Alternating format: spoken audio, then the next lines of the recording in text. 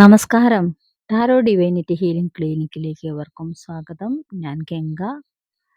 ഇന്ന് നമ്മൾ നോക്കാൻ പോണത് നിങ്ങളുടെ ഏഹ്, ബന്ധത്തില് ഇപ്പോഴുള്ള നിങ്ങളുടെ ബന്ധത്തില് യൂണിവേഴ്സ് നൽകുന്ന മാർഗനിർദ്ദേശം എന്താണ് എന്നുള്ളതാണ് ട്ടോ.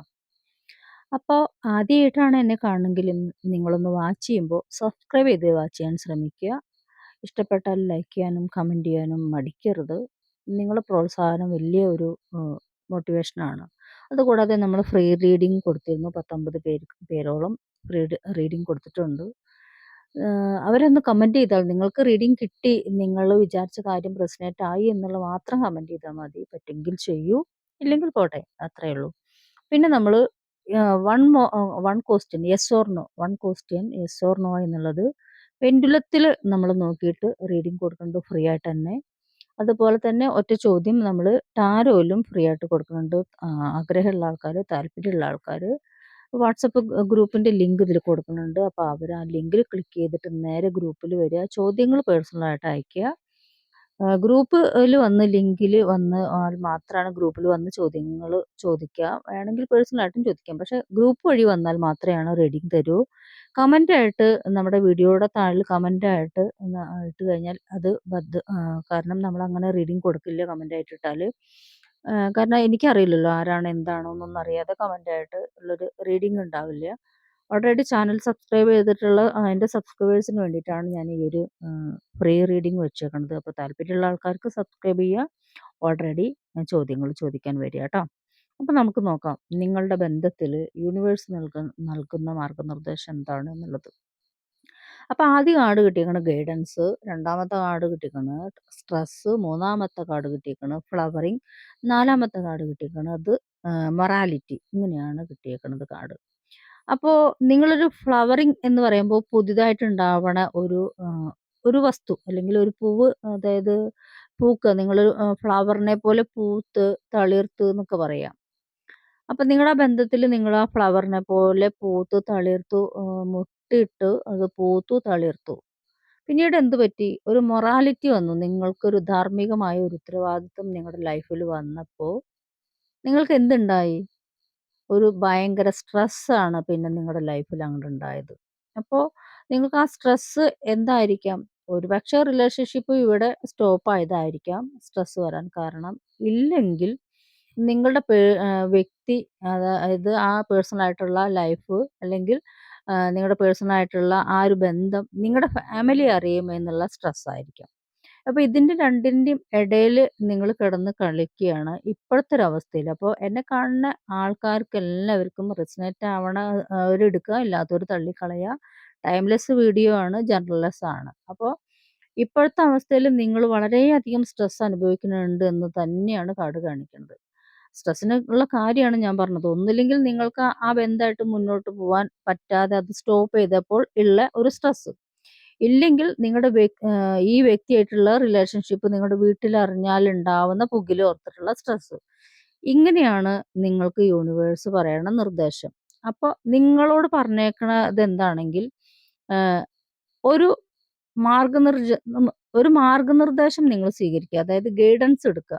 ഇതേപോലെ ടാരോ റീഡേഴ്സിന്റെ കയ്യിൽ നിന്നോ, അല്ലെങ്കിൽ നിങ്ങൾ ഇഷ്ടപ്പെട്ട എൻ്റെ അടുത്ത് നിന്ന് എടുക്കാം. എന്നെ നിങ്ങൾക്ക് വിശ്വാസം ഉണ്ടെങ്കിൽ എൻ്റെ അടുത്ത് നിന്ന് എടുക്കാം. അല്ലെങ്കിൽ നിങ്ങൾക്ക് മറ്റുള്ള അറിയണ റീഡേഴ്സിന്റെ അടുത്ത് പോയിട്ട് എടുക്കാം. നിങ്ങളുടെ സോൾമേറ്റ് അല്ല എന്തായാലും. നിങ്ങൾ ഇപ്പോൾ ഉള്ള ലൈഫിലുള്ള പേഴ്സൺ നിങ്ങളുടെ സോൾമേറ്റ് അല്ല.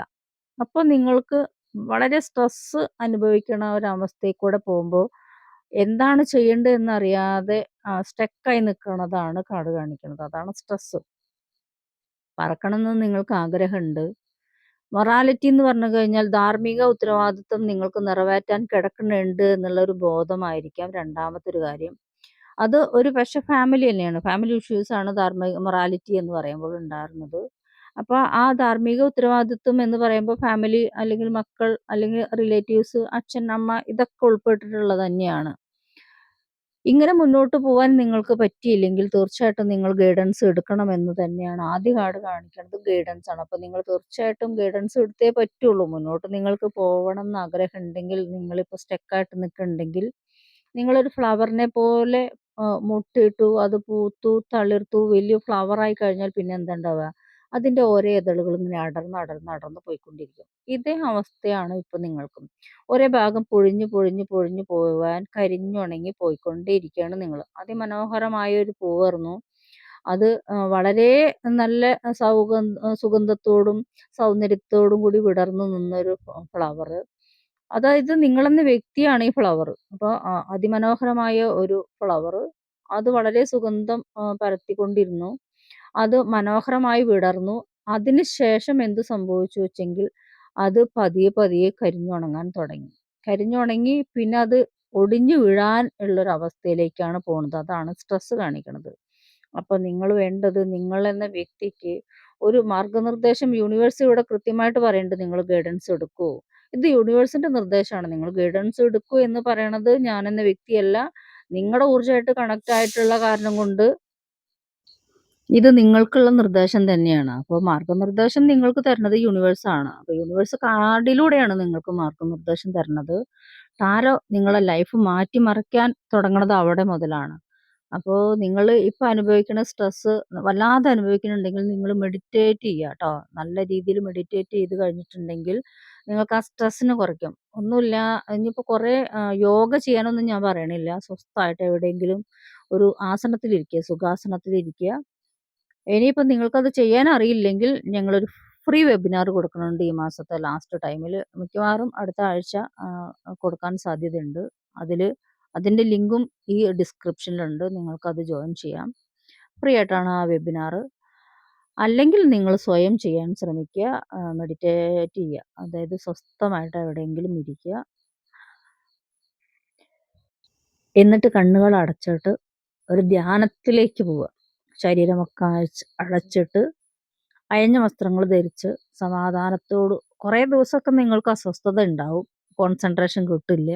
പക്ഷെ പതിയെ പതിയെ ശ്രമിച്ചു കഴിഞ്ഞാൽ നിങ്ങൾക്ക് ആ കോൺസെൻട്രേഷൻ വരികയും ഈ സ്ട്രെസ്സിൽ നിന്ന് റിലീസ് ആവാൻ നിങ്ങൾക്ക് കഴിയും. അപ്പോൾ ഇനി ഇതിനെക്കാട്ടിയൊക്കെ മുൻപേ നിങ്ങൾ വേണ്ടത് ഒരു ഗൈഡൻസ് എടുക്കുകയാണ് കേട്ടോ. ആ ഗൈഡൻസ് നിങ്ങൾ പോയിട്ട് ഏതെങ്കിലും വ്യക്തികളിൽ നിന്ന് റീഡിങ് എടുക്കുക. കൃത്യമായിട്ട് ഗൈഡൻസ് സ്വീകരിക്കുക. മുന്നോട്ട് പോവുക.